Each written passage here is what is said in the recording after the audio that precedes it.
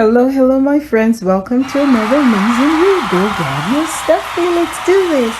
Today's read is called I Am Albert Einstein, and it's written by Brad Meltzer, and the illustrations are by Christopher Eliopoulos. Let's get into this read. I am Albert Einstein. I am Albert Einstein. Some say I took longer to speak because I didn't think in words. I thought in pictures. Even when I did speak, I'd practice each sentence in my head, silently moving my lips and whispering to myself until I had every word right. Albert, what you saying? Are you sick? Son, what's wrong? Does something hurt? Do you have to go to the bathroom? I don't understand. Are you hungry? Do you need Wiener Schnitzel? Cuckoo. Flying. You want to fly? Wait, he's trying to say something. My hair is awesome. I'll take that again. My hair is so awesome. When I was little, my cousins ran around and played games outside. I liked playing alone. I did puzzles, fed the pigeons, or just watched my toy boat sail in a water pail. When they saw me, other people called me Father Boy. Goody goody. What are you doing, Albie? Watching it sail, that's it. It helps me think. I like thinking. But the biggest moment in my young life came when I was 4 or 5 years old and sick in bed. To cheer me up, my father brought me a compass. Explorers use it to find their way. Youth. I was fascinated by how the compass worked. No matter which way my father turned it, its needle always pointed north. What if I turn it this way?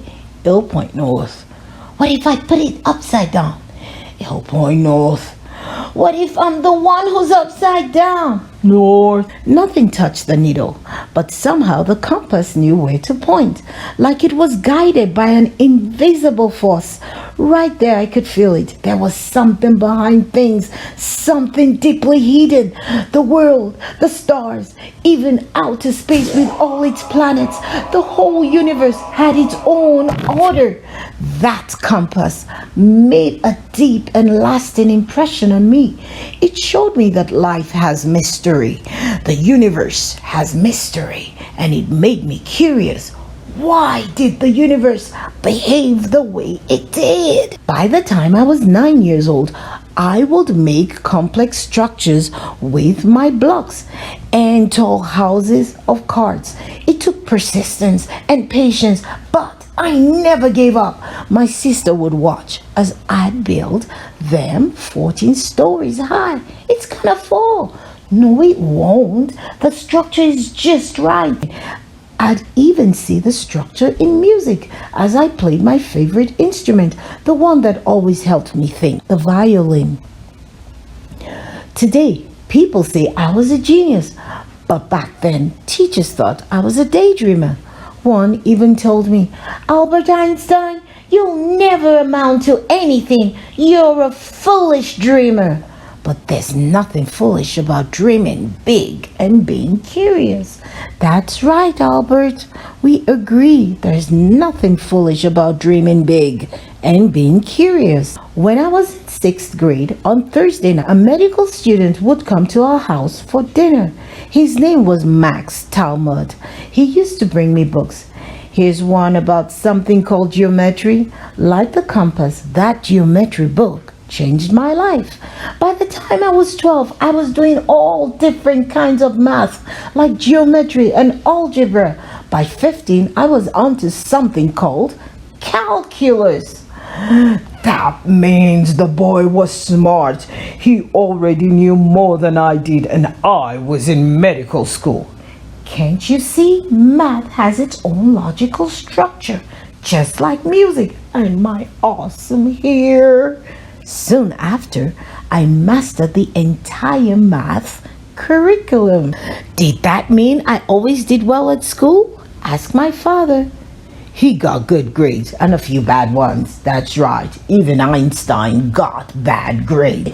In college, he flunked a course in physics, the study of matter and energy. You got the lowest grade in class. I was bored, Dad. Go to your room. You do know I'm going to invent the theory of relativity, right? Go to your room. I never stopped thinking about how things work. As I got older, I even replaced my toy sailboat with a real one. When the wind stopped blowing, I scribbled notes in my notepad. When it picked up again, I continued sailing. You really like boats, don't you? They help me think. I like thinking. My thinking and curious nature eventually led me to the patent office in Bern, Switzerland. My job was to examine new inventions, but sometimes I'd start thinking about my own scientific theories. Whenever my boss walked by, I'd hide my ideas in my desk drawer. What are you working on? Work? You sure? Absolutely. But even I didn't know I was on the verge of my greatest breakthrough. I was 28 years old, just sitting at work, as the thought occurred to me. When a person falls, like a man falling off a roof, he doesn't feel his own weight. Close your eyes. You can picture it too. As the man falls, if he opens his pockets, everything inside floats there next to him.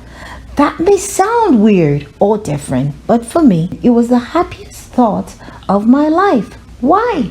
Because it sparked an idea that helped me link motion with gravity. Gravity is the force in the universe that keeps us from floating away.